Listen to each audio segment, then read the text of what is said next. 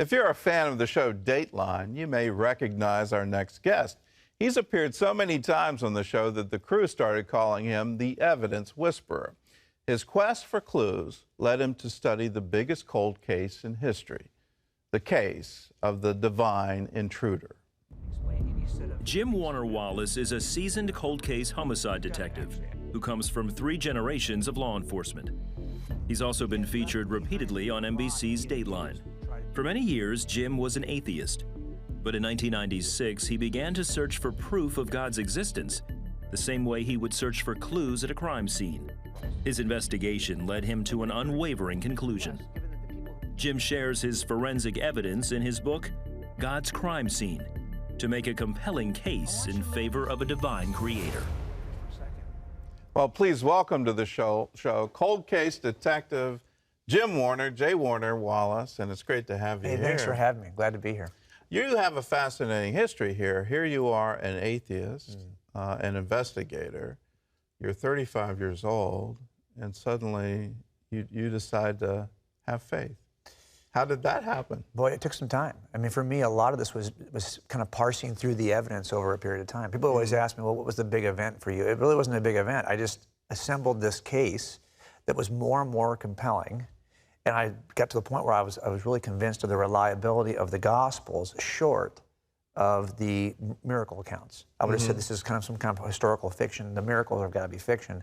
But the next step for me was simply to ask myself, well, do I really believe that that my naturalistic worldview as an atheist, where I only believe that natural law and physics and chemistry could explain the world the way it really is, the universe the way it really is? Because that was my problem. I rejected anything supernatural. Right. Anything that was had a hint of miraculous, yes. You just said that's irrational. That's right. But what got you started to say that the scriptures are actually authentic documents? I was kind of parsing through them really for the express purpose of discovering whether or not I could trust what they said about Jesus. And as I did this, I kind of assessed them with the same template I use, which is really from the California State jury instructions, about reliability of witnesses. What are we looking for? We're looking for really 4 basic things, and I found those 4 basic things in the Gospel, so then I was just stuck with the miracles. What do I do with the miracles? How do I explain these? And that's when the next step for me was to examine the evidence in the universe and ask myself the question, could my philosophical naturalism, rejecting anything supernatural, could it really explain the universe the way it is? And it turns out that it really was deficient in explaining the universe. Now, if you accept that there's a being out there that could create everything, all space, time, and matter that's governed by the laws of physics from nothing, well, then it seems to me that being could probably manage to walk on water and part the Red Sea and do a lot of other things. He can raise the dead, yes, too. that seem like minor miracles compared to Genesis 1. Now, we already believe that Genesis 1 is true, but do we have any good scientific, philosophical reason to believe that even if I had no scripture, could I get to the same conclusion? And for me as an atheist, that was the way you had to get me. Because you couldn't offer your holy book as a way of proving your holy book. I needed to come at it some other way. And that was just the wall that I had constructed for myself.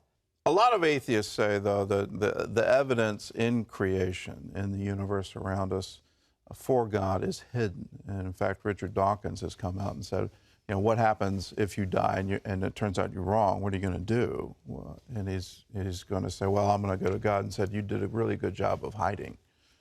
So how do you deal with that one? Oh gosh, I tell you, I had an entire career of finding the stuff that's hiding in plain sight.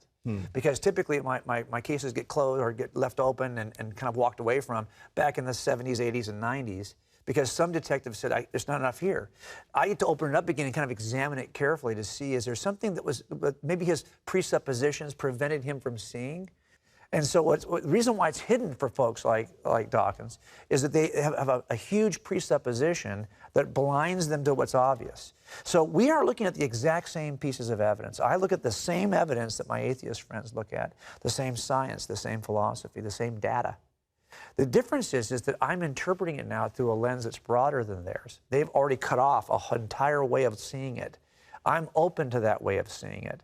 So what I want to do is provide a resource where people could actually look at the same pieces of evidence, but hear it from a different filter, hear it from a different explanation. So what was the evidence for you as the jury to say, I need to change my thought here?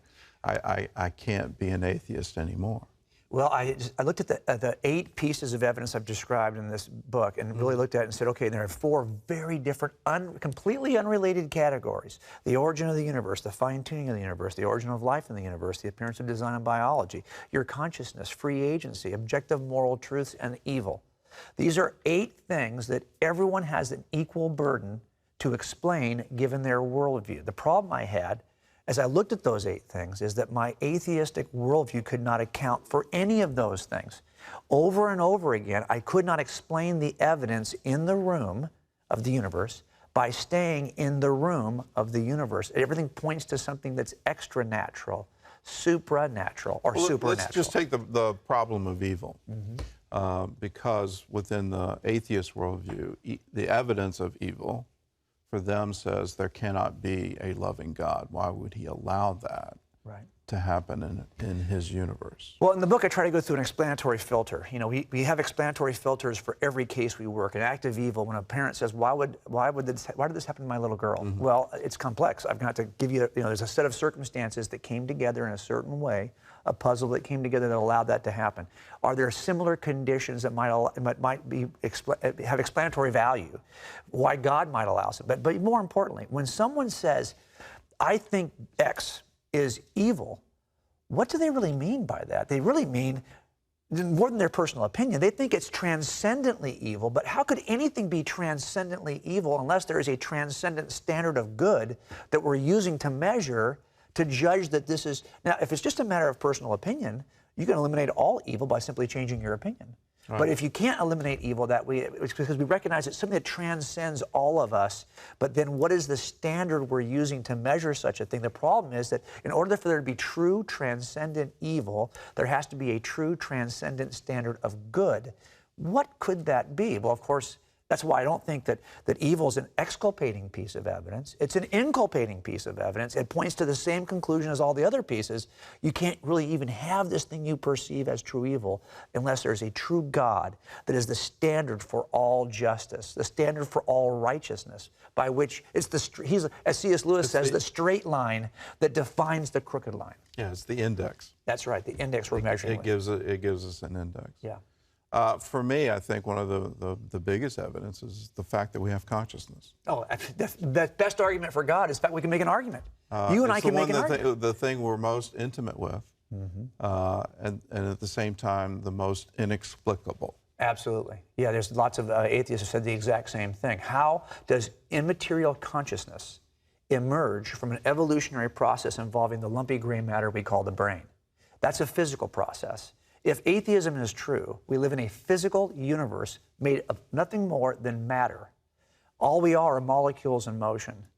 Anything immaterial, like consciousness, or even, because if this is true, if atheism is true, the universe we live in is not only material, it's determined by prior material causes. And you actually think you made a free choice?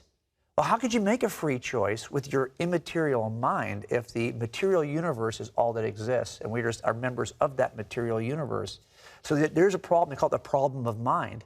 It's not a problem for you or I, because we obviously have an explanation for this. If there's a conscious mind that transcends the universe, that has the freedom to create creatively in its own image, well, that might explain why we have similar properties. But if atheism is true, then all we are molecules in motion through a long evolutionary process that was determined from the beginning of the universe, and what you think are your free thoughts, your decisions to listen to what we're saying and make a decision. If you think those are free, it's an illusion. As Sam Harris, the atheist, says, you don't have that kind of freedom. You think you have it, but it's not really true. Yeah, but I do have it. You do have it. And even more than that, I have eternity in my heart. Yes, and that changes everything. And I have the ability to think that.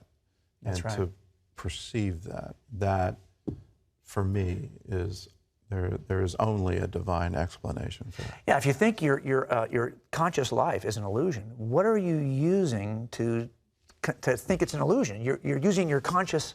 You're stuck with this circular notion. You're using consciousness to perceive an illusion of consciousness. There's the problem. And so we're stuck with consciousness, and the fact that we can make an argument is perhaps the best argument for the existence of God. Good argument, counselor. You've convinced the jury. If you want to investigate the evidence for a divinely created universe, this book is a great place to start. It's called God's Crime Scene, and it's available wherever books are sold. Jim, thanks for being with us. Thanks for having me. I appreciate you. We'll be back with more of the 700 Club Interactive right after this.